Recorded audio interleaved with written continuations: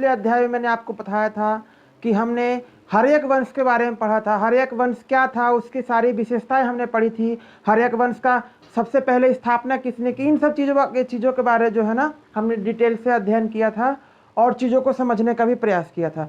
दोस्तों अब जो मैं आपको बताने जा रहा हूँ ना, वो हम बताने जा रहे हैं आपके लिए। जैसे कि अब हम बात करेंगे, हर्यक वंश हो गया। हर्यक वंश के बाद हम बात करेंगे किसका, शिशुनाग वंश का। तो मगध के जो अपना मगध था, जो अपना जो मगध साम्राज्य था भारतवर्ष में, जो यहाँ पर जो मगध का साम्राज्य था, उस मगध साम्राज्य पर, मगध महाजनपद पर किन किन वंश के राजाओं ने शासन किया, इसका अध्ययन हम कर रहे हैं। ठीक है ना। तो हमने हर्यक वंश के बारे में बात हुई थी, तो हर्यक वंश का कहाँ तक पढ़ लिया था हमने, उदयन तक। ठीक है ना, कहाँ तक पढ़ लिया था, उदयन तक पढ़ लिया था। उदयन क्या था, उदयन का जो एक लड़का था जिसका नाम क्या था, नागदशक। क्या नाम था उसका, नागदशक। उदयन का एक लड़का था नागदशक, है ना, नागदशक था। उदयन एक जो था वो एक हर्यक वंश का जो था ना, हर्यक वंश का था। और इसके पापा का क्या नाम था, इसके पापा का नाम था अजातशत्रु। क्या नाम था इसके पापा का नाम, अजातशत्रु था, है ना। तो अजातशत्रु की हत्या कर उदयन मगध की राजगद्दी पर विराजमान हो गया। ठीक है ना। उसके बाद उदयन क्या हुआ, उदयन का एक लड़का था जिसका नाम क्या था, नागदशक। नागदशक जो कि कैसा था, अयोग्य शासक था, अयोग्य शासक था। इस कारण क्या हुआ कि 412 ईसा पूर्व में, 400 बीसी में नागदशक का एक मंत्री था, अमात्य। अमात्य को क्या बोला जाता है, मंत्री बोला जाता है। अमात्य था जिसका क्या नाम था, शिशुनाग। इस शिशुनाग ने इसकी क्या कर दी, हत्या कर दी। समझने का प्रयास कीजिए। उदयन था, उदयन का एक लड़का था नागदशक। उदयन का एक लड़का था नागदशक। जो नागदशक था ना, उसने क्या किया, वो एक अयोग्य था, मगध को अच्छे तरीके से नहीं चला सकता था। इसी कारण उसके एक मंत्री था जिसका नाम क्या था, शिशुनाग। तो शिशुनाग ने सोचा कि जो हमारा राजा है वो अच्छे से इस मगध साम्राज्य को नहीं चला पा रहा है, इसीलिए उस अमात्य ने, उस मंत्री ने 412 ईसा पूर्व में, 412 ईसा पूर्व में क्या किया, अपने ही राजा नागदशक की हत्या कर दी और स्वयं राजगद्दी पर बैठ गया। और किस वंश की स्थापना की, इसने शिशुनाग वंश की स्थापना की। किसकी स्थापना की, शिशुनाग वंश की स्थापना की। समझने का प्रयास करना, है ना। शिशुनाग वंश की स्थापना किसने की थी, शिशुनाग ने की थी। समझ में आया। अब मैं आपको बताऊं, जो नागदशक था उसने अपनी राजधानी कहाँ पर बनाई थी, वैशाली में बनाई थी, है ना। नागदशक था ना, उसने अपनी जो राजधानी थी, मगध की जो राजधानी थी, वो कहाँ पर बनाई थी, वैशाली में बनाई थी। समझ में आया। तो ये था जो है ना नॉर्मल आपका ये नागदशक के बारे में। उदयन का एक लड़का था नागदशक, उसका बेटा था जो कि अयोग्य था, साम्राज्य को अच्छे तरीके से नहीं चला पा रहा था, है ना। इसीलिए उसके मंत्री ने 412 ईसा पूर्व में इस नागदशक की क्या कर दी, हत्या कर दी और स्वयं राजगद्दी पर बैठा और शिशुनाग वंश की स्थापना की। कब, 412 ईसा पूर्व में। ठीक है ना, 412 ईसा पूर्व में उसने शिशुनाग वंश की स्थापना की। दोस्तों अब मगध पर किसकी एंट्री होती है, अब मगध पर शिशुनाग वंश की एंट्री होती है। हमें चेक करना है कि शिशुनाग वंश का पहला राजा कौन था। ठीक है ना, हमें चेक करना है कि शिशुनाग वंश का पहला राजा कौन था। तो मगध पर अब पूर्ण रूप से हर्यक वंश का क्या हो चुका था, पतन हो चुका था। हर्यक वंश का क्या हो चुका था, पतन हो चुका था। और मगध पर किसकी एंट्री हुई, मगध पर एंट्री हुई शिशुनाग वंश की। ठीक है ना। तो हम समझने का प्रयास करेंगे शिशुनाग वंश क्या होता है। शिशुनाग वंश की जो स्थापना की थी शिशुनाग वंश, बंद करता हूं।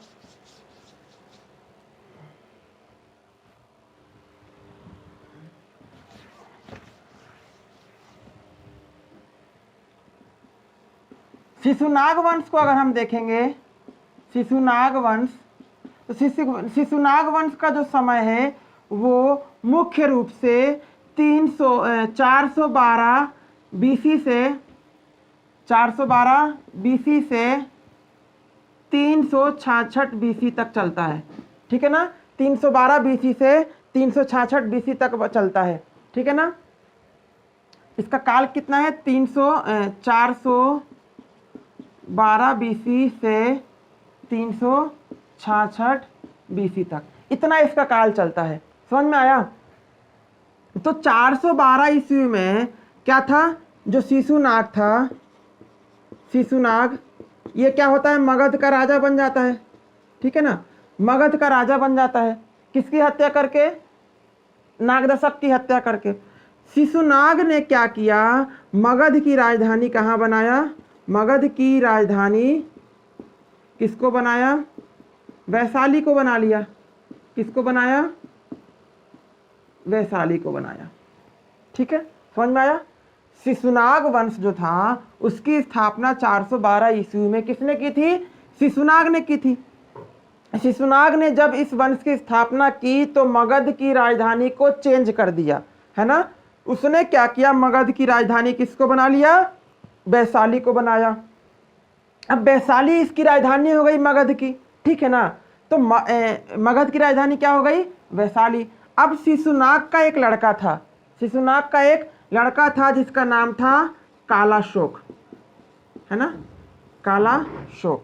शिशुनाग की जब डेथ हो गई तो क्या हुआ? शिशुनाग की डेथ कब होती है दोस्तों? 394 बीसी में, है ना। 394 ईसा पूर्व में किसकी डेथ हो जाती है? शिशुनाग की। और कालाशोक 394 बीसी में क्या बनता है? इस मगध का सम्राट बनता है। ठीक है ना। उसके बाद क्या होता है? जो कालाशोक होता है ना, वो पुनः राजधानी को वैशाली से उठाकर क्या कर देता है? पाटलिपुत्र कर देता है। ठीक है ना, मतलब उसने अपनी राजधानी कहाँ बना ली? पाटलिपुत्र में बना ली। पटना में उसने अपनी राजधानी बनाया। ठीक है ना, पटना में उसने राजधानी बनाया। तो जाहिर सी बात है वैशाली में उसने क्या किया? तो जो कालाशोक था ना, उसने वैशाली को मगध का सांस्कृतिक राजधानी घोषित कर दिया, है ना। वैशाली को उसने क्या किया? मगध की सांस्कृतिक राजधानी घोषित कर दिया। फॉर एग्जाम्पल के लिए वर्तमान समय में भारत की अलग अलग राजधानी होती है। जैसे कि अपन कह सकते हैं कि भारत की सांस्कृतिक राजधानी क्या है फिलहाल में अभी? तो वाराणसी है। भारत की आर्थिक राजधानी किसको बोलते हैं? माने रुपए पैसों की राजधानी किसको बोलते हैं? मुंबई को बोलते हैं। और राजनीतिक राजधानी किसको बोलते हैं? तो नई दिल्ली को बोलते हैं। ठीक उसी तरह मगध साम्राज्य, जो मगध का जो महाजनपद था, उस समय भी क्या किया? इस कालाशोक ने, है ना, पाटलिपुत्र को अपनी राजनीतिक राजधानी बना लिया। मतलब कि राज का चलाने के लिए उसने राजधानी किसको रखा? पाटलिपुत्र को। और सांस्कृतिक आयोजन करवाने के लिए उसने राजधानी किसको बनाया? वैशाली को। तो क्या हुआ कि इस कालाशोक के शासन में ही द्वितीय बौद्ध संगीति का आयोजन हुआ। द्वितीय बौद्ध संगीति का आयोजन हुआ। द्वितीय बौद्ध संगीति का क्या हुआ? आयोजन हुआ। समझे, है ना। इसके पहले कब हुआ था? मतलब प्रथम बौद्ध संगीति का आयोजन कब हुआ था? वो आजाद शत्रु के समय हुआ था, सत्पपर्वी गुफा में। कहाँ हुआ था? सत्पपर्वी गुफा में। ठीक है ना। उसी तरह द्वितीय बौद्ध संगीति का आयोजन उसने कहाँ करवाया? इस वैशाली में कराया, जो कि मगध की सांस्कृतिक राजधानी थी। ठीक है। तो कालाशोक क्या हुआ?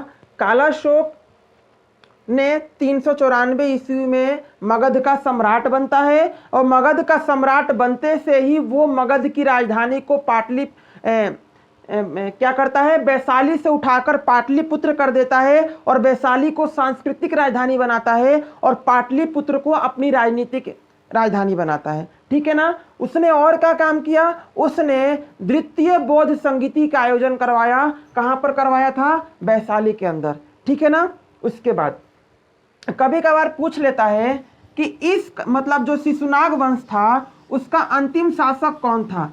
तो जो शिशुनाग वंश था ना उसका अंतिम शासक नंदी बर्मन था। क्या नाम था उसका? नंदी बर्मन था। क्या था उसका अंतिम नाम, अंतिम शासक? तो शिशुनाग वंश का अंतिम शासक जो था वो था नंदी बर्मन, है ना। नंदी बर्मन था इस शिशुनाग वंश का अंतिम शासक, जिसकी हत्या किसने की? जिसकी हत्या कर दी थी महापद्मानंद ने। किसने कर दी थी? महापद्मानंद ने इसकी हत्या कर दी। समझने का प्रयास कीजिए कि काला शोक के लगातार कालांतर में चलता गया मगध साम्राज्य शिशुनाग वंश के, और शिशुनाग वंश का अंतिम जो राजा था वो कौन था? नंदी बर्मन। और नंदी बर्मन की हत्या कर दी किसने? महापद्मानंद ने। तो दोस्तों यहाँ पर भी शिशुनाग वंश का क्या हो गया? पतन हो गया। और कौन सा वंश आया? तो दोस्तों मगध पर जो वंश आया था वो था नंदवंश। कौन था? नंदवंश था। समझ में आया? तो आप समझिए कि किस तरह से लगातार वंश बढ़ते जा रहे थे और मगध पर अनेक वंशों का शासन होता जा रहा था। पहले हर्यक वंश आया, हर्यक वंश के बाद फिर आपका शिशुनाग वंश आया, उसके बाद अब आपका आ रहा है नंदवंश। तो नंदवंश के बारे में हम क्या करेंगे? पढ़ेंगे, है ना। तो नंदवंश का जो था ना, नंदवंश का जो संस्थापक था वो पद्मानंद था। कौन था? पद्मानंद था, जिसको सर्वछत्रांतक कहा गया है। उसने एकराट की उपाधि धारण की। तो इसको मैं अभी आपको बता रहा हूं, ठीक है ना। किसकी बात कर रहे थे हम? नंदवंश की बात कर रहे थे। नंदवंश ने क्या जो इसके जस्ट पहले हमने कौन सा शासन देखा? उसमें देखा था शिशुनाग वंश का। शिशुनाग वंश का अंतिम शासक कौन था? अंतिम राजा कौन था? नंदी बर्मन था। नंदी बर्मन की हत्या कर दी किसने? महापद्मानंद ने। किसने हत्या करी? महापद्मानंद ने हत्या कर दी। किसकी? नंदी बर्मन की। नंदी वर्मन की। और उसने संस्थापक बना किसका? नंदवंश का। ये जो है संस्थापक बन गया, ठीक है ना। उसके बाद महापद्मानंद जो था वो किस जाति का था? तो इसकी जाति जो मानी गई है वो शूद्र जाति मानी गई है। कौन सी जाति मानी गई है इसकी? शूद्र जाति मानी गई है ना। उसके बाद इसको उपाधि कौन कौन सी मिली थी? तो इसको उपाधि मिली थी सर्वछत्रांतक की।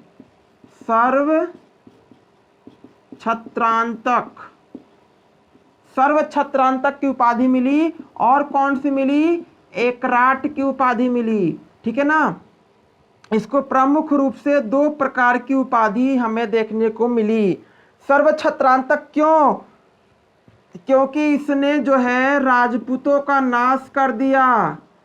राजपूतों का क्या कर दिया? इसने नाश कर दिया, ठीक है। इसीलिए इसको सर्वछत्रांतक बोला गया है। पूरे राजपूतों को पकड़ पकड़ के काट डाला, पूरे राजपूतों को बर्बाद कर दिया। ठीक उसी तरह जिस तरह परशुराम ने किया। परशुराम ने पूरे क्षत्रिय समाज को जो है ना, इसने क्या कर दिया था? परशुराम जी ने पूरे क्षत्रिय समाज का नाश कर दिया था। ठीक उसी प्रकार इस महापद्मानंद ने पूरे क्षत्रिय समाज, पूरे राजपूतों का उस समय जो है नरसंहार कर दिया था, ठीक है ना। इसीलिए इसको बौद्ध धर्म में जो है ना, बौद्ध धर्म में इसको परशुराम का जो है ना हथियार कहा, परशुराम जी का इसका जो है ना अवतार कहा गया है, ठीक है ना। बौद्ध धर्म के अनुसार महापद्मानंद को परशुराम का अवतार माना गया है, ऐसा उस बौद्ध धर्म में लिखा हुआ है, ठीक है ना। तो ये उपाधि हो गया। एकराट की उपाधि क्यों मिली इसको? जब इसने कलिंग युद्ध करके और उस पर क्या हुआ? विजय प्राप्त किया। क्या किया? विजय प्राप्त किया। इस कारण इसको एकराट की उपाधि मिल गई। एकराट मतलब इसके तरह दूसरा कोई नहीं था, इसके तरह लड़ाई करने वाला दूसरा कोई नहीं था, इसीलिए इसको एकराट कहा जाता है, ठीक है ना। और कौन सी उपाधि मिली इसको? सर्वछत्रांतक की जो है ना इसको उपाधि मिल गई, है ना। उसके बाद अब इसका जो अगला शासक था उसका नाम था घनानंद। क्या नाम था? धनानंद। ये धनानंद बहुत ही क्रूर शासक था। कैसा शासक था? क्रूर शासक था, है ना। बहुत ही क्रूर शासक था। इसको जनता से कोई मतलब नहीं था। शराबी था, शराब में डूबा रहता था, एक साथ दो दो को तीन तीन को ब्याह कर लेता था, है ना। तो ये जो धनानंद था ना ये बहुत ही क्रूर शासक था। जनता पर कोई विशेष ध्यान नहीं रखता था। और मगध साम्राज्य का क्या हुआ? उसी समय इसका मगध साम्राज्य में क्या हुआ? इस धनानंद के प्रति विद्रोह की भावना जागृत होने लगी, ठीक है ना। और इसी धनानंद के समय जो था ना यूनान से सिकंदर ने आक्रमण किया था भारत पर, ठीक है।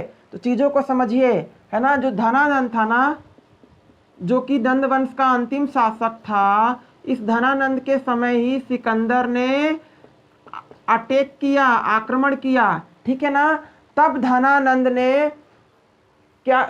धनानंद के समय ही सिकंदर ने जब यूनान के तरफ से भारत पर आक्रमण किया तो धनानंद को जब इस आक्रमण के बारे में तक्षशिला के प्रोफेसर चाणक्य जी ने बताया तब धनानंद ने उस पर कोई विशेष ध्यान नहीं दिया। और उसने क्या किया? इस धनानंद ने चाणक्य को अपने राज दरबार में से अपमानित करके उनकी चोटी को पकड़ के खिंचवा दिया। मतलब उनको इतना अपमानित किया।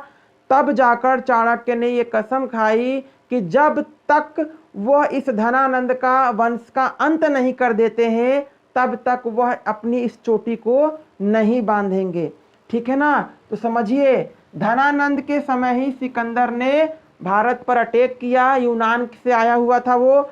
कब आया था? 326 बीसी में आया था, ठीक है ना। तो लेकिन धनानंद को जब इसके बारे में तक्षशिला के प्रोफेसर चाणक्य जी ने बताया तो धनानंद ने इसके ऊपर कोई विशेष ध्यान नहीं दिया। और चाणक्य जी समझते थे कि अगर धनानंद ने इस सिकंदर को नहीं रोका तो ये मगध पर पूरी तरह से क्या कर लेगा? कब्जा कर लेगा। इसीलिए उस समय तक्षशिला जो विश्वविद्यालय था और अभी वर्तमान में वो पाकिस्तान में है, तो उस समय एक विद्यार्थी था जिसका नाम था चंद्रगुप्त। उस चंद्रगुप्त की सहायता से चाणक्य ने इस सिकंदर को दोबारा व्यास नदी से उस पार ही उसके देश में भेज दिया और बेबीलोन में 323 बीसी में इसकी मृत्यु हो गई। उसके बाद क्या किया? चंद्रगुप्त की सहायता से उन्होंने सिकंदर को तो भारत से खदेड़ दिया। कब खदेड़ा? 325 ईस्वी में, ईसा पूर्व में उसने उसको खदेड़ दिया। उसके बाद जो था ना चाणक्य का मेन टारगेट कौन बचा? धनानंद। तो चंद्रगुप्त मौर्य की सहायता से चाणक्य ने घनानंद को भी क्या किया? इनका भी फाइल निपटा दिया। इनको भी इनसे युद्ध करके जो है ना चंद्रगुप्त मौर्य ने विजय प्राप्त की और मगध पर फाइनली चंद्रगुप्त मौर्य का जो है ना शासन आरंभ हुआ, ठीक है। तो अब मैं आपको बता दूं कि जो धनानंद था ना वो नंद वंश का अंतिम शासक था। धनानंद नंद वंश का अंतिम शासक था। धनानंद को हराने का काम किसने किया? चंद्रगुप्त मौर्य ने किया। किसकी सहायता से किया? चाणक्य की सहायता से किया। धनानंद के समय किस विदेशी आक्रांता ने भारत पर आक्रमण किया? तो सिकंदर ने किया था। कब किया था? 326 बीसी में किया था। तो दोस्तों ये था जो है ना आपका मगध महाजनपद पर हर्यक वंश, शिशुनाग वंश और नंद वंश के विभिन्न शासकों का लेखा जोखा, ठीक है ना। अब अगली वीडियो में मैं आपके लिए चंद्रगुप्त मौर्य से कहानी स्टार्ट करूंगा और उसके अध्याय को पढ़ने का प्रयास करेंगे। तब तक के लिए बहुत बहुत धन्यवाद। जय हिंद।